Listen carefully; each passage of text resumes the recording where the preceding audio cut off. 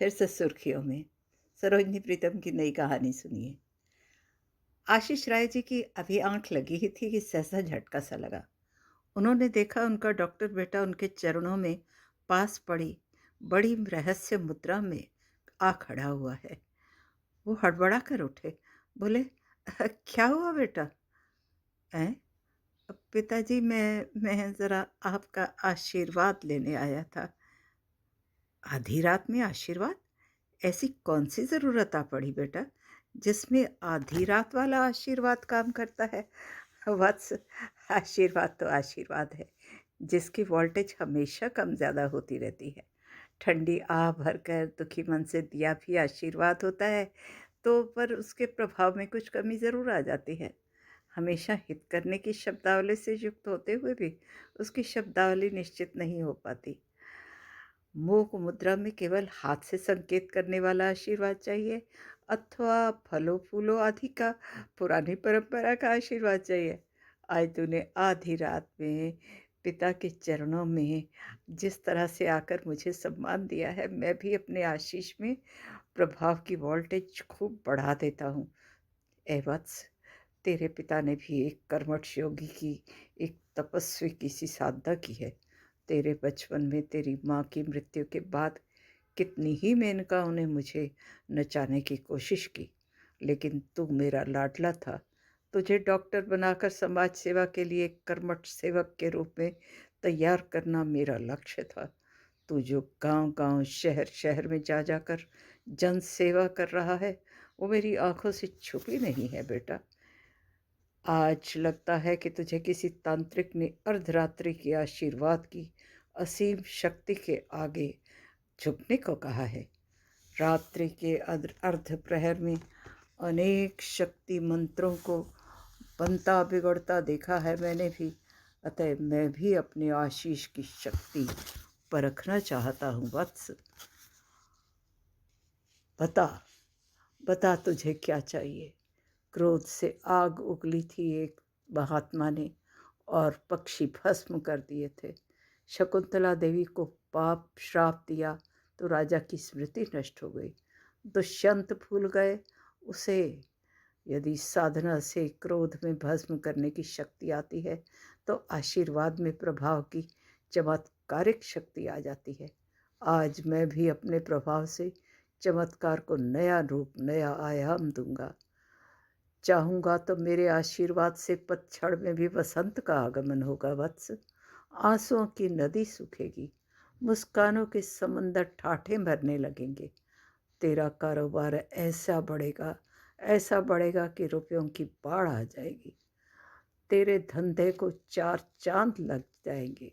कहो वत्स, क्या चाहिए? कुछ नहीं पिताजी, आपके दर्शन करने आ गया। कोई भी कदम उठाने से पहले हमेशा आपका आशीर्वाद लिया, और आपने भी जी भर कर दिया। आपने जीते जी अपना सब कुछ दिया। अपने नेत्र दान कर दिए, अंग दान कर दिए। ऐसे महान हैं आप। पिता ने प्रेम से गदगद हो उठे और होकर कहा, जान भी हाजिर है वत्स, लेकिन नहीं नहीं, उसकी ज़रूरत नहीं पिताजी।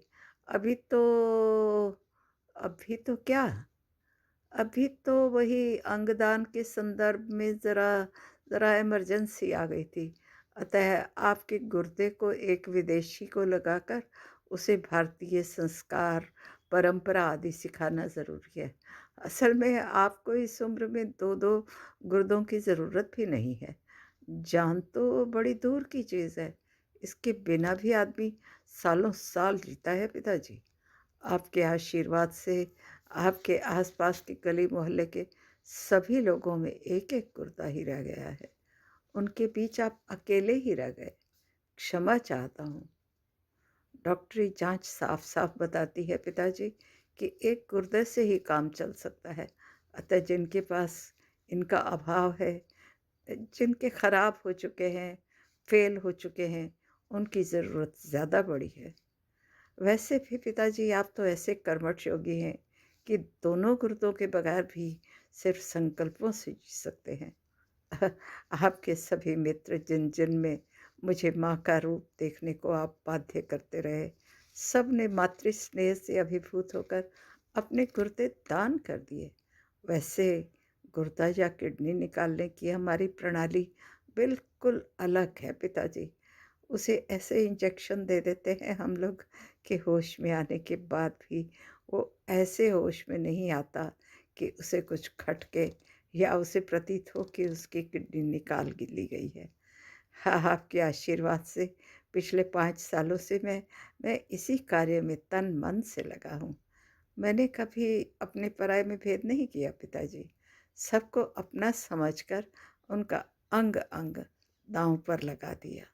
शरीर तो यूँ ही नश्वर है। नश्वर से मोह कैसा? आपने ही तो कहा था आत्मा अजर अमर है। मेरे लिए तो ये अदृश्य है, वरना मैं उसे ही ट्रांसप्लांट कर सकता था। पिताजी, ऐसी बातों से आपको ना घबराने की ज़रूरत है, ना ही अचंभित होने की। एकदम आवश्यकता आ पड़ने पर अपनों से ही तो मदद ली जाती है, और आप तो मेरे इतने अपने हैं कि मैं ही आपका प्रतिरूप हूँ। आपका अस्तित्व, आपका अंश, आपका कुल, आपका वंश मैं ही तो हूँ। मैं हूँ तो आपका अस्तित्व सुरक्षित है।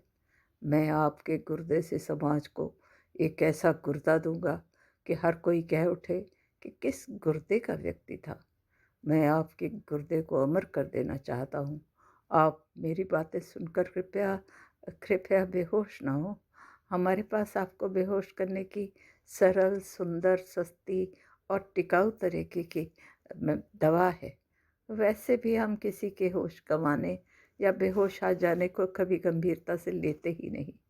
हम स्वयं अपने उपकरणों द्वारा ही उन्हें ऐसा बेहोश करते हैं कि उसके बाद उन्हें पूरी तरह होश में आने की एक सदी गुजर जाती है।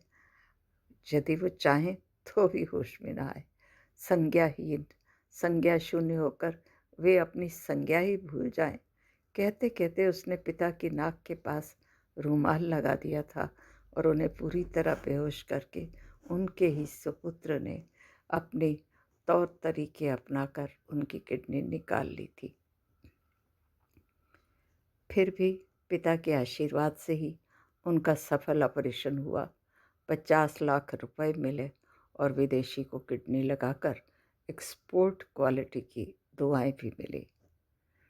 पर जब पिताजी की आंख खुली तो गलती से उन्होंने तीसरी आंख खोल दी। सचमुच मोह माया से वे मुक्त हो चुके थे। अब बेटा बेटा नहीं था, पिता पिता नहीं। उन्होंने बेटे की रिपोर्ट कर दी, पुलिस में प्राथमिकी दर्ज करवा दी थी। किडनी कांड का भांडाफोड़ होते ही बेटा स्वयं सुर्खियों में आ चुका था।